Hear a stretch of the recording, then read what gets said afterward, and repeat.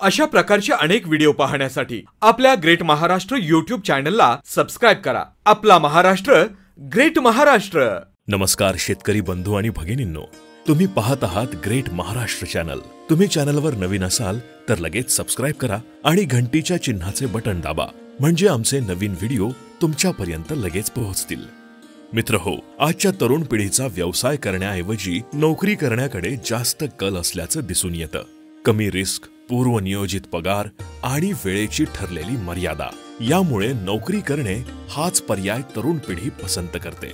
परंतु नोकरी करता करता थोडीफार जोखीम उचलून स्वतःचा व्यवसाय सुरू करणे आणि दोन्हीही गोष्टी सांभाळत आपली स्वतंत्र ओळख निर्माण करण्याची धडपड फार कमी तरुणांमध्ये बघायला मिळते। असाच सातारा जिल्ह्यातील फलटण तालुक्यापासून 5 ते 6 किलोमीटर अंतरावर असलेल्या काशिदवाडी येथे राहणारा एक तरुण व्यावसायिक म्हणजे सूरज शंकरराव देवकर। ग्रॅज्युएशन आणि ITI झालेला सूरज साखर कारखान्यातील इलेक्ट्रिक डिपार्टमेंटमध्ये नोकरी करतो। सकाळी 8 ते सायंकाळी 5 अशी रोज 9 तास नोकरी करून उरलेल्या वेळात रिकामं न राहता त्याने शेळी पालनाचा व्यवसाय करायला सुरुवात केली। एका गायीच्या खर्चात 5 ते 6 शेळ्या जगू शकतात, त्यामुळे शेळी पालन कमी खर्चात भरपूर उत्पन्न देणारा व्यवसाय आहे। सूरजनं शेळी पालनासाठी लोकल शेळीऐवजी बोअर शेळीची निवड केली। बोअर हे विदेशी ब्रीड असून त्याची किंमतही इतर शेळ्यांपेक्षा जास्त आहे। आपल्याकडील स्थानिक शेळीला लागणारे आणि बोअर शेळीला लागणारे खाद्य सारखेच आहे, पण बोअर शेळी तब्येतीनं धष्टपुष्ट आणि तुलनेत अधिक रोग प्रतिकारक शक्ती असलेली शेळी आहे।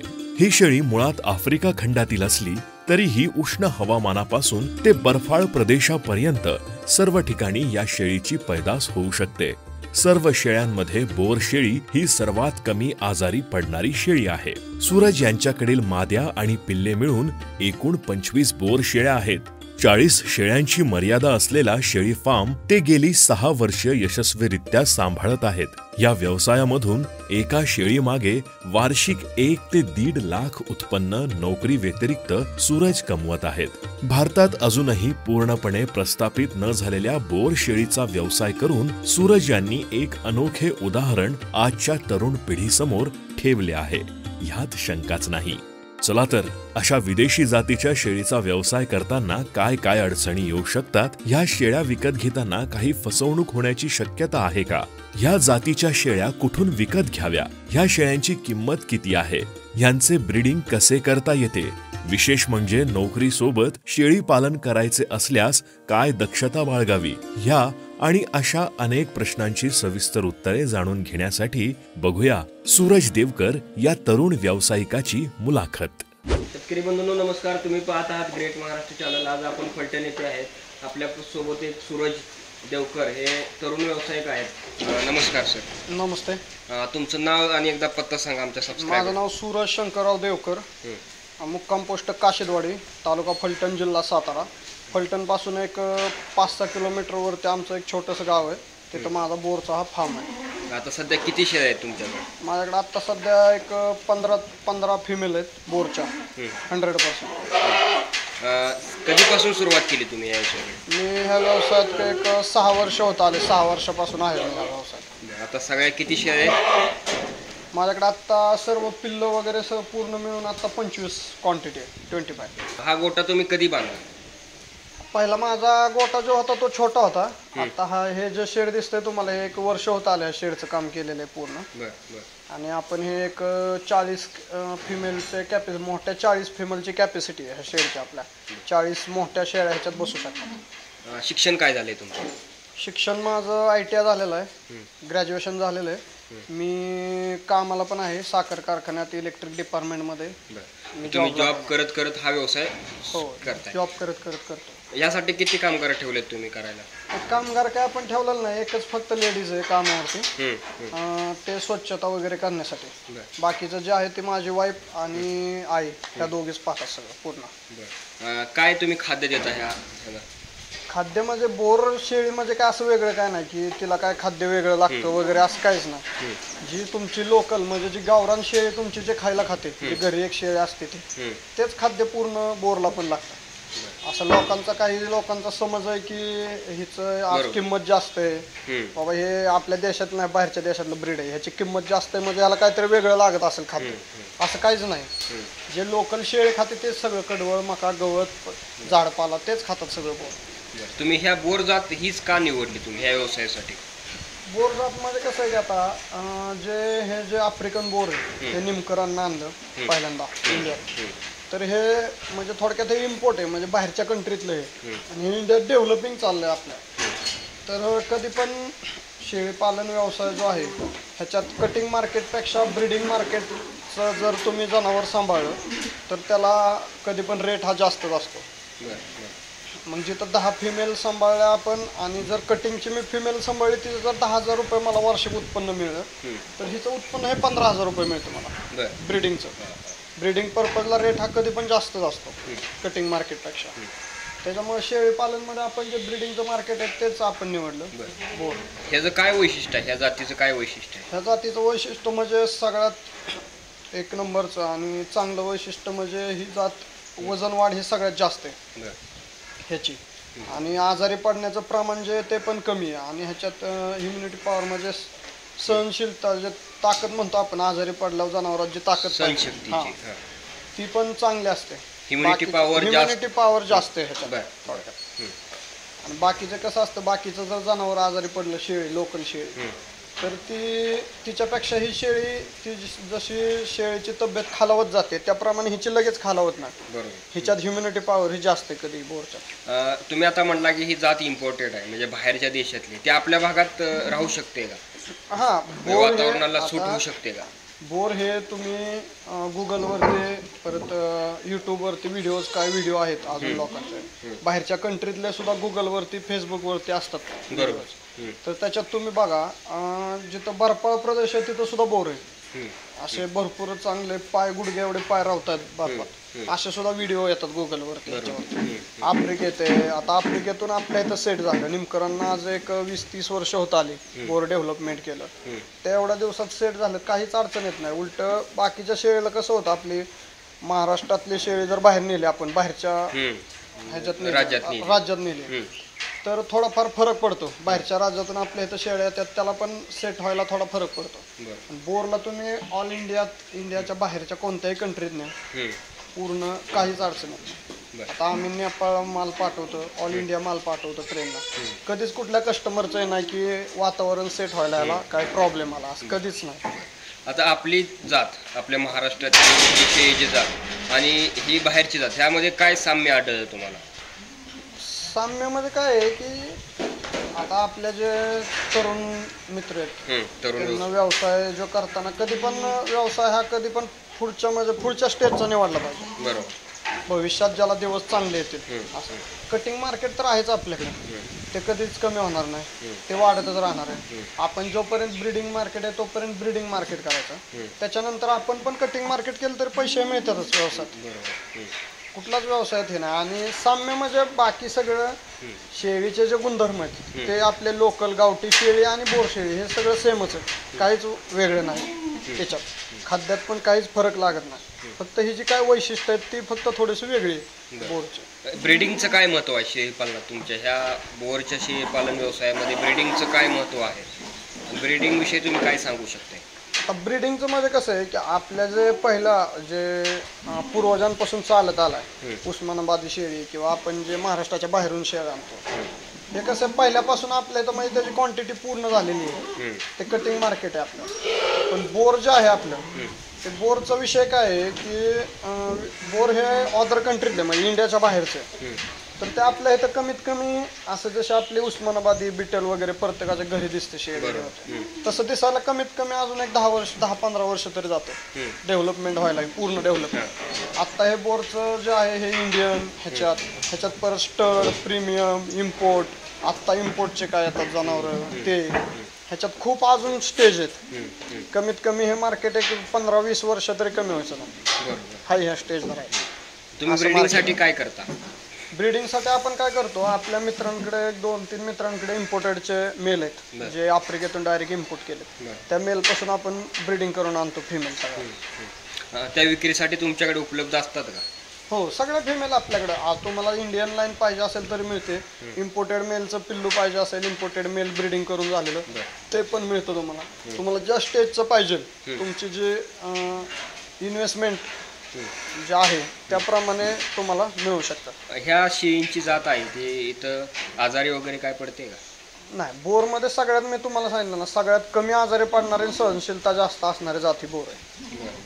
म्हणजे विना डॉक्टरचा हा म्हणजे हे करू नाही, शकतो. डॉक्टर हा शेवट लागणार, जनावर आहे शेवट. ते माणसाला डॉक्टर लागतो आणि जनावराचं काय, जनावर आहे ते फक्त काळजी डॉक्टर हा लागणारच. फक्त काळजी घेतली पाहिजे आणि स्वतःनं पण थोडंसं ट्रीटमेंट करायला शिकलं पाहिजे. आज विषय असा होतो, तुमची आज शेळी सकाळी आजारी, तुम्हाला कळलं आज सकाळी शेळी आजारी येते, तुम्ही डॉक्टरच्या जर भरोशावरती असाल, तुम्ही जर काहीच ट्रीटमेंट करत नसाल, फार्मवर तुमचं जे सगळं ते डॉक्टरच पाहतोय, तर डॉक्टरला कसं असतं की डॉक्टरचं काय तुमच्या एकट्याच फार्मवरती डॉक्टर नसतो, त्याला पण भरपूर कस्टमर असतात. तुम्हाला जरी कळलं की सकाळी शेळी आजारी पडली, तुम्ही डॉक्टरला कॉल करणार, मग डॉक्टर त्यांचं रूट कसं असेल त्या रूटने येणार. सगळेच डॉक्टरांचं व्हिजिट असते, त्या व्हिजिटनुसार ते येणार. त्याच्यात तुमचे 4 तास जाणार, कधी 1 तासानं पण येणार, कधी डॉक्टर नाईटला पण येणार, मग 8 तासानं पण. तोपर्यंत जनावर ते ट्रेसमध्ये येतं ना. तेच तुम्ही जर रेग्युलर करत असाल, स्वतः जर काही ट्रीटमेंट वगैरे करत असाल तुम्ही, तर तुम्ही काहीतरी प्राथमिक तरी औषध उपचार त्याला करू शकता. त्याच्यावरती ती एक 30-40% तरी कव्हर होऊ शकते. ती स्वतःला माहिती जनावर असणं. हा, जनावर ट्रेसमध्ये जाऊ शकत नाही. बरं, गाभण ही शेळी जाते का? काय प्रॉब्लेम येतो का गाभण जाण्यासाठी? नाही, काहीच प्रॉब्लेम येत नाही. लोकांना असं वाटतं की ह्याचं वजन वाढ जास्त आहे, ह्याला फॅट जास्त आहे, त्याच्यामुळे हे गाभण राहिलं त्रास देत असतील, गाभण राहत नसतील. काहीच नाही, तिचं बॉडी स्ट्रक्चरच ते. जिला बॉडी नाही चांगल्या प्रमाणात ती बोर नाहीच.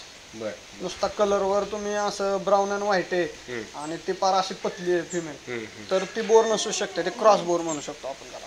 बरं. आता तुम्ही हे सांगा की सगळ्यात व्यवसायाचा महत्त्वाचा विषय म्हणजे मार्केटिंग असतो, तर तुम्ही कसं मार्केटिंग करता किंवा विक्रीसाठी काय करता? मार्केटिंगमध्ये कसं आहे, तुम्ही एकदा व्यवसायात आला की ओळखी होतात. पहिली गोष्ट, ओळखीवरून पण मार्केटिंग होतं तुमचं चांगल्या प्रकारे. त्याच्यानंतर आता सोशल मीडिया आहे, फेसबुक आहे, व्हॉट्सअप आहे, तुमच्यासारखे युट्यूबवाले मित्र आहेत भरपूर. त्याच्या मार्फत, युट्यूबच्या मार्फत तर सगळ्यात जास्त मार्केटिंग कस्टमर येतात. आणि तुम्ही ज्यावेळेस कस्टमरला फेस करचाल, कस्टमरला समजून सांगचाल, त्यावेळेसच पुढचं मार्केटिंग स्वतःच होऊ शकतं. तुम्ही जर कस्टमरला वेळ देऊ शकत नसाल तर तुमचं मार्केटिंग तुम्ही कुठल्याही साईडवर काय टाका, तुमचं मार्केटिंग होणारच नाही. बरेच तरुण आता कोरोनामुळे सगळ्यांना एक माहीत झाले की नोकरीपेक्षा व्यवसाय करणं महत्त्वाचं आहे, तर नवीन तरुण ह्या व्यवसायाकडे वळत आहेत, त्यांना तुमचा काय सल्ला असेल आणि तुमचं काय अनुभव सांगतो? नाही, व्यवसाय बोर शेळीपालन, बोर शेळीपालन असू द्या किंवा दुसरं कुठलंही शेळीपालन असू द्या, व्यवसाय हा चांगला असतो. शेळीपालन कमी खर्चात एका गायच्या खाद्यात 5-6 फिमेल तरी जगू शकतात. एका गायच्या खाद्यात, एका जनावर जे आपण सांभाळतो त्या खाद्यात. आणि पैसे हे मिळतात. आपला व्यवसाय कुणी जरी मी करतो, तुम्ही करत असता तरी पैसे मिळवण्यासाठीच, त्याच्याशिवाय तर काय नाही, त्याशिवाय काहीच विषय नाही. त्यामुळे व्यवसाय करायचा म्हणतो पैसे मिळले पाहिजे, आणि ज्या व्यवसायात पैसे मिळतात तोच व्यवसाय केला पाहिजे. आता सगळ्यात महत्त्वाचा असा प्रश्न आहे, व्यवसाय आपण जर निवडला शेळीपालन, तर ह्यामध्ये खरेदीमध्ये फसवणूक होऊ शकते, तर ती कशी टाळावी किंवा काय कशी करू शकतात लोक फसवणूक, त्याविषयी तुम्ही काय सांगा? फसवणूक म्हणजे विषय काय आहे की लोकांना असं डायरेक्टली बघून वगैरे थोडी माहिती करून घेतली पाहिजे. स्वतः माहिती करून फार्म पण व्हिजिट केले पाहिजे. 2-4 फार्म व्हिजिट करायचे, बाबा ह्यांचे जनावर काय आहेत, त्यांचे जनावर काय आहेत, दुसरी जनावर काय आहेत. आता ह्याच्यात काय लोकांचं कसं असतं विषय की काय लोक म्हणतात मला माझं एवढंच बजेट आहे, मला एवढ्यातच जनावर पाहिजे. आता ते जर असं सांगत असतील की माझं एवढंच बजेट आहे आणि एवढ्यात मला जनावर पाहिजे, तर समजा तुम्ही जर मला सांगितलं माझं 5,000 रुपये बजेट आहे, मला 5,000च जनावर पाहिजे. आपण जर मी त्यांना व्हिडिओ पाठवला, मी सांगितलं ह्या जनावरची किंमत 10,000 रुपये, तुम्ही म्हणला नाही माझ्याकडे 5,000 रुपये बजेट आहे, मला एवढ्यातच जनावर पाहिजे, तर मग त्याच क्वालिटीचं जनावर देऊ शकतो आपण. कसं आहे की पुढच्याचा व्यवसाय करणाऱ्याचा पण कॅपॅसिटी काय आहे, त्यानं बाबा त्याचं प्लॅनिंग काय आहे पुढचं, ह्याच्यावरती सगळं अवलंबून आहे. आता लोक काय होतं, 60-70% लोक म्हणतात फसवणूक होते. फसवणुकीचा विषय असा आहे की तुम्ही सांगताना जर असं सांगितलं मला की माझं इथपर्यंत साहेब बजेट आहे, एवढ्यात मला बसवून द्या, मीच असं नाही, कुणी जरी तुम्हाला जनावर दिलं ते परत त्याला म्हणून हा उपयोग नाही ना की ह्यांची बोरची शेळी अशी दिसते, ही अशी शेळी दिसते. बऱ्याच लोकांचा हा म्हणणं आहे की बोर व्यवसाय परवडत नाही किंवा बोर व्यवसाय करू नये, तुमचं काय मत आहे? आता कसं आहे, प्रत्येक व्यवसाय नाही, कुठली गोष्ट असली तरी नावं ठेवणारे लोकही असतातच. आमच्याकडे सुद्धा लोक नावं ठेवतात, ज्याला त्याला मला माहिती आहे मला किती पैसे मिळतात त्याच्यात, तुम्हाला माहिती आहे की तुमच्या व्यवसायात तुम्हाला किती. लोकही नावं ठेवणारे असतात. आम्ही ज्यावेळेस बोर घेतलं त्यावेळेस 1 लाख रुपयानं मादा घेतलेला. 5 वर्षापूर्वीची किंमत 1 लाख रुपये. त्यावेळेस आम्ही ज्यावेळेस मादा घेतल्या 1-2 त्यावेळेस पण असे लोक बोलायचे की एवढं कुठं जातं का, एवढं महाग होतं का. आज 6 वर्ष झालं व्यवसाय झालं, कमीत कमी 15-20 फिमेल आहेत. सरासरी कसंही केलं तरी 10-15 लाख रुपयाचं फिमेल आहेत गोठ्यात. बरोबर. तुम्हाला आता वार्षिक किती उत्पन्न मिळतं? वार्षिक एका फिमेल मागं तुम्हाला लमसम कसंही केलं तुम्ही, आता इम्पोर्टेड पासून मेल पासून लोडेड केली तर तुम्हाला 70-80-90 हजार रुपयापर्यंत वार्षिक उत्पन्न. तुम्ही जर तुमच्या फार्मवरती एखादा स्टडचा प्रीमियमचा मेल ठेवला, त्याच्यापासून पिल्लं काढून इंडियन म्हणून जरी विकली तुम्ही, तरी तुमच्या शेळी तुम्हाला 1.5 वर्षात 2 वेत दिली तरी सरासरी तुम्हाला 1.25 लाख रुपये उत्पन्न ते देऊ शकते. बरोबर. आता बाकी आपलं काय असा विषय नाही की ते काय विकायचं म्हणून सांगायचं की एवढ्या माझं एवढ्याला जातं आणि तेवढ्याला जातं. कसं होतं मग ते लोक स्वप्न घेऊन येतात व्यवसायात. लय लोकांचं आम्ही बघितले, स्वप्न घेऊन आले, ह्यांना आज एवढं पैसे कमावल्यात, त्यांना कमावल्यात. करण्यावर ते सगळं डिपेंड. तुम्ही केलं तर तुम्ही कोटीत ते कमवू शकता, तुम्ही केलं तर कोटी लावून तुम्ही झिरोत पण होऊ शकता. बरोबर. स्वतःच्या ह्याच्या जीवावर हा व्यवसाय स्वतः माणूस लक्ष देणारा माणूस पाहिजे. तुम्ही कमीत कमी फार्म मध्ये सकाळी 1-2 तास, संध्याकाळी 1-2 तास तरी पाहिजे, 1 तास तरी पाहिजे. आता माझी जनरल शिप असली तरी मी 7 ते 8 ते 5 मला ड्युटी असते, तरी पण सकाळी 1 तास आणि संध्याकाळी 1-1.5 तास मी असतोच गोठ्यात. स्वतः माणूस लक्ष देणारा पाहिजे. पूर्ण वर्कर्सवर ठेवला तरी पण तुमचं थोडं तरी लक्ष पाहिजे. शेतकऱ्यांना काय शेवटचा संदेश द्या त्या व्यवसायाविषयी? शेतकऱ्यांना व्यवसाय बोर शेळीपालन हा सगळ्यात जर शेळीपालनमध्ये चांगला व्यवसाय आणि कमी खर्चात जास्त उत्पन्न मिळवणारा व्यवसाय असेल तर बोर शिवार. आणि इंडियात तुम्ही अजून पण बघू शकता 1-2-4 वर्षानं की घरोघरी लोक बोर घ्यायला लोक बोलतील की बोर घेतलं पाहिजे. कारण आत्ताच एक 60-70% लोकांना बोर हे काय हे समजले पण आत्ता इंडियात. आणि अजून एक 10-15 वर्षांनी तुम्ही बघताल लोकल शेळी जी आपली दिसते नाही, शेळी दिसायची ना तुम्हाला, पूर्ण बोरच घरोघरी एक फिमेल सुद्धा बोरची दिसेल. कारण काहीतरी त्याच्यात वैशिष्ट्यच आहे ना. बरोबर. आज एवढे जी लोक असं एवढे जे पैसे लावतात, आणतात, हे करतात, ब्रीडिंग आहेत, ह्या किमती आहेत, त्याचं काहीतरी वैशिष्ट्य आहे. त्याच्याशिवाय तर नाही, असं फुकट तर कोण पैसे देत नाही कोणाला. ठीक आहे सर, तुम्ही वेळात वेळ काढून मुलाखत दिली त्याबद्दल ग्रेट महाराष्ट्र चॅनल करून खूप खूप धन्यवाद. थँक्यू. नमस्कार. अशा प्रकारचे अनेक व्हिडिओ पाहण्यासाठी आपल्या ग्रेट महाराष्ट्र YouTube चॅनलला सबस्क्राईब करा. आपला महाराष्ट्र, ग्रेट महाराष्ट्र.